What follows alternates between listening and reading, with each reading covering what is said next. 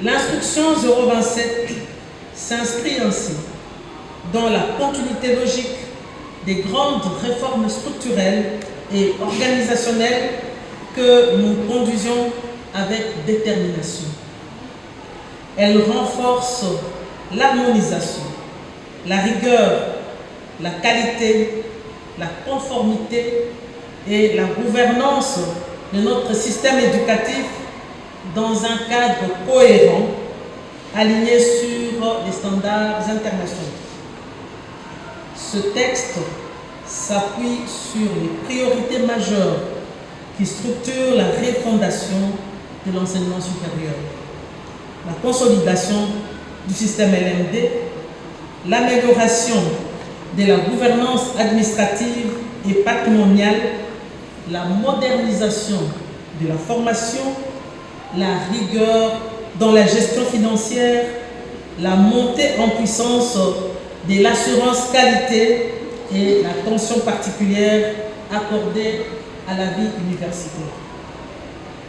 Ces priorités forment un tout indissociable destiné à garantir l'excellence académique, l'employabilité des diplômes, la crédibilité institutionnelle et la visibilité scientifique de notre pays. Mesdames et messieurs, plusieurs innovations importantes marqueront l'année académique 2025-2026. La généralisation totale du système LMD est désormais effective avec des maquettes stabilisées et harmonisées à l'échelle nationale. Les établissements sont appelés à en assurer l'application intégrale et rigoureuse. La réforme de la formation doctorale constitue, quant à elle, un tournant majeur. L'école doctorale devient le cadre unique d'encadrement, d'évaluation et de gouvernance du doctorat en République démocratique du Congo. Encadrée par la Commission nationale de pilotage des écoles doctorales, cette structure garantit un encadrement scientifique rigoureux, une meilleure production de recherche et une reconnaissance accrue de nos travaux à l'échelle internationale. Dans le même élan, la numérisation intégrale de la gestion académique devient une exigence. Inscription, gestion administrative, suivi des cursus, production des statistiques, gestion documentaire, toutes ces opérations doivent désormais être entièrement digitalisées afin de renforcer la transparence, la traçabilité et la modernité de notre système.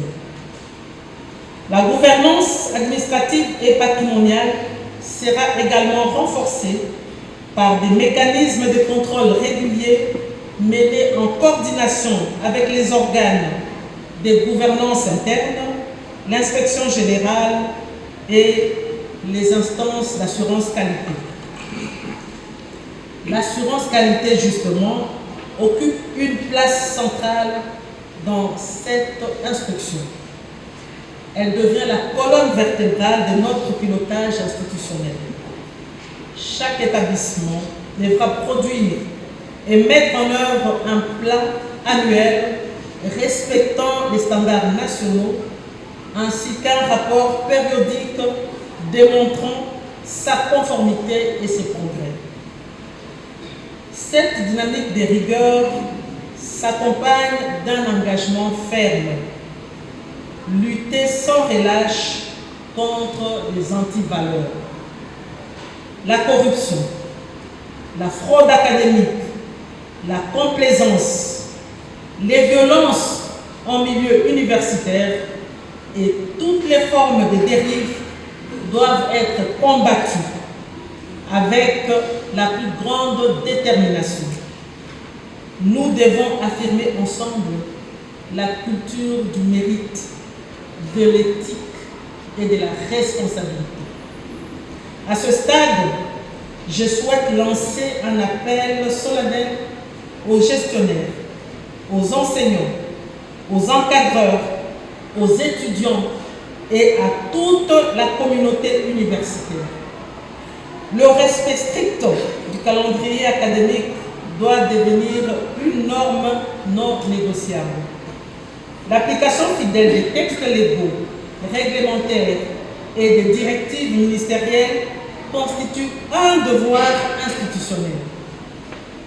J'invite également les établissements à garantir la transparence dans l'organisation des enseignements et des évaluations, à renforcer la qualité de l'encadrement scientifique, en particulier au sein des écoles doctorales, et à veiller à offrir un environnement universitaire pacifique, discipliné, sécurisé et inclusif.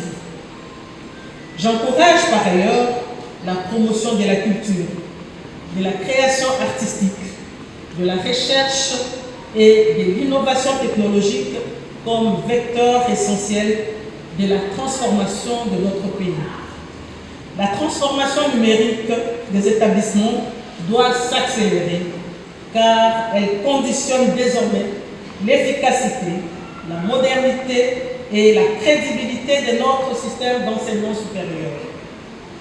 Mesdames et messieurs, l'instruction académique 027 porte un message clair, celui de la rupture.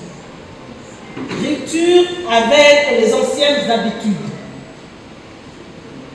Rupture avec les antivaleurs. Rupture avec la mauvaise gouvernance. Rupture avec la médiocrité. Nous avons le devoir d'élever notre système à la hauteur des attentes nationales et internationales. Notre pays regorge d'un potentiel intellectuel et scientifique immense. Il nous appartient collectivement de les relever, de les structurer et de les valoriser. C'est avec cette conviction que je vous invite à vous approprier pleinement de cette instruction académique et à en assurer l'application effective dans vos établissements respectifs afin qu'elle contribue réellement à la transformation de notre secteur. Que vive l'enseignement supérieur et universitaire, que vive la recherche scientifique et innovation, que vive la République démocratique du Congo. Je vous remercie.